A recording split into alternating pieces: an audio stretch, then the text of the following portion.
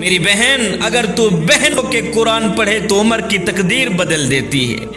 اگر تو ماں ہو کے قرآن پڑھے تو بیٹا نیزے کی نوک پہ قرآن سناتا ہے۔ تو سمٹ جائے تو معاشرہ پھیل جائے گا۔ جب مائیں ام الخیر جیسی تھیں تو بیٹے غوث اعظم جیسے جنم لیا کرتے تھے۔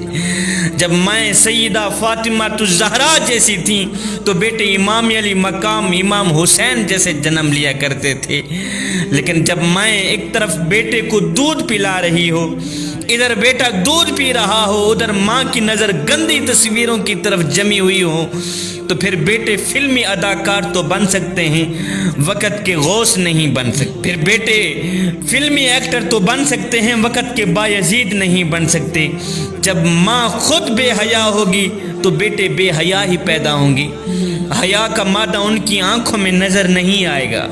جب ماں خود کہے گی میرا جسم میری مرضی، تو کیا خیال ہے اس کی آنے والی اولاد جو ہے وہ یہ اعلان نہیں کرے گی کہ میرا جسم میری مرضی، کیونکہ اولاد نے تو والدین کے نقش قدم پر ہی چلنا ہے۔ ایک خاتون کا بیٹا کسی جنگ کے اندر شہید ہو گیا تو وہ خاتون میرے کریم نبی کی خدمت میں حاضر ہوئی۔ اپنے جوان بیٹے کی وفات پر، شہادت پر صحابہ نے کیا دیکھا کہ اس عورت کا پورا جسم پردے میں لپٹا ہوا ہے، پورا جسم پردے میں ڈھکا ہوا ہے۔